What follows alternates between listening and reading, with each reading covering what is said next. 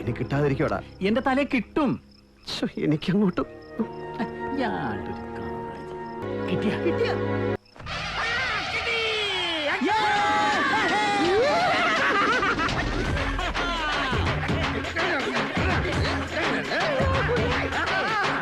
ഈ ഒരു സീസൺ നമ്മുടെ ട്രാൻസ്ഫർ വിൻഡോ ഒരു രക്ഷയില്ലാത്ത ട്രാൻസ്ഫർ വിൻഡോ ആയിരുന്നു. Great signing. എനിക്ക് ശരി സന്തോഷം കൊണ്ട് എന്തൊക്കെ പറയണമെന്ന് തന്നെ അറിയത്തില്ല. സെൻട്രലിൽ കളിക്കാൻ പറ്റുന്ന ഒരു player, very unpredictable player, hard working player, talented player. Dribbling നിങ്ങൾ കണ്ടിട്ടുള്ളതാണ്, നമ്മൾ വീക്ക് ഇൻ വീക്ക് ഔട്ട് കഴിഞ്ഞ സീസണിൽ നമ്മൾ കണ്ടിട്ടുള്ളതാണല്ലോ.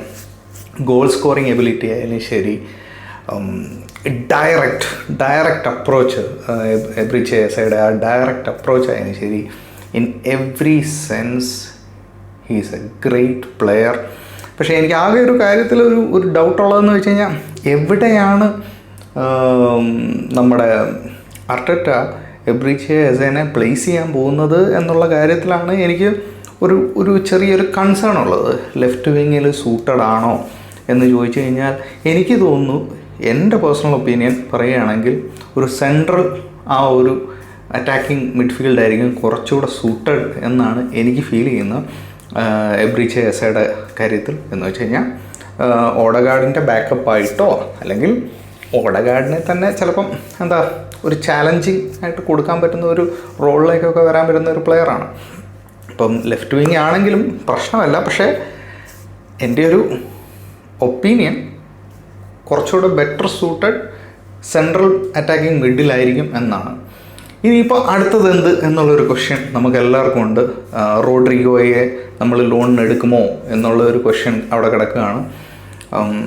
അതില്ലെങ്കിലും we can still do good എന്ന് തന്നെയാണ്. ഇതൊക്കെ വെച്ച് തന്നെ നമുക്ക് easily we can reach to the level of Liverpool എന്നാണ് എനിക്കിപ്പോൾ ഫീൽ ചെയ്യുന്നത്. ഈ എസെ വരുന്നതിന് മുമ്പ് ലിവർപൂളിൻ്റെ സൈനിങ്സ് വെച്ച് നോക്കുമ്പോൾ നമ്മൾ അത്ര പോരായിരുന്നു. അവിടെ KTK വരുന്നു, കേക്കേഴ്സ് വരുന്നു, ഫ്രിംപോങ് വരുന്നു, വ്രിറ്റ്സ് വരുന്നു.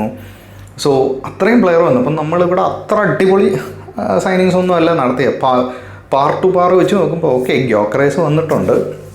ഗ്യോക്കറൈസ് കഴിഞ്ഞ് കഴിഞ്ഞാൽ സുബമെൻഡി, ഈ 2 ക്ലാസ് സൈനിങ്സ് അല്ലാതെ ബാക്കിയെല്ലാം നോനി മെഡുവകി ആയാലും ശരി, ക്രിസ്ത്യൻ മൊസ്കേര ആയാലും ശരി, നോർഗാഡ് ആയാലും ശരി, കെപ്പ ആയാലും ശരി, ഇവരൊക്കെ സ്ക്വാഡിന് ഡെപ്ത് കൂട്ടിയതല്ലാതെ ഇപ്പം ഇരിക്കുന്ന പ്ലെയറിനെക്കാട്ടിലും ഒരു പടി മുന്നിലോട്ട് എന്ന് പറയത്തക്ക രീതിയിലൊന്നും അങ്ങനത്തെ പ്ലെയേഴ്സ് ആരുമില്ല. അതിപ്പം സുബമെൻഡിയും ഗ്യോക്കറൈസും മാത്രമേ നമുക്ക് പറയാൻ പറ്റൂ, വെരി ഓണസ്റ്റ്ലി.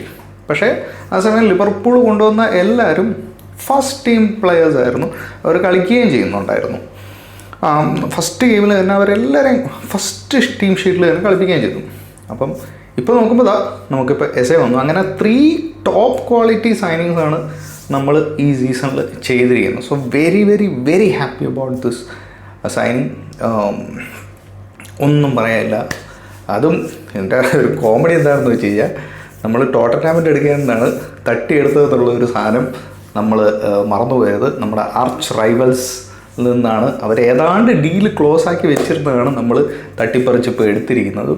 അതുപോലെ തന്നെ വേറൊരു സാധനം കൂടെ ഉണ്ട് ഇതിനകത്ത്. കഴിഞ്ഞ സീസണിൽ ഹാവേർട്സിന് ഇഞ്ചുറി ആയപ്പോഴാണ് മെറീനോയ്ക്ക് കയറി വന്നിട്ട് ഷൈൻ ചെയ്യാൻ പറ്റിയത്.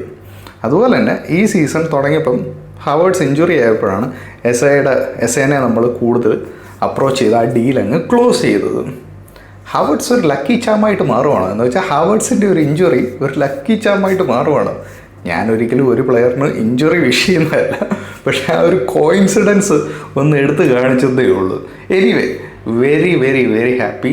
ഒന്നും പറയില്ല, എക്സ്റ്റാറ്റിക് എന്ന് തന്നെയൊക്കെ പറയണം. Great job Andrea Berta. അത് പറയാൻ വിട്ടുപോകരുതാത്തൊരു സാധനം തന്നെയാണ്. ബെർട്ട ഈ സീസൺ പൊളിച്ച്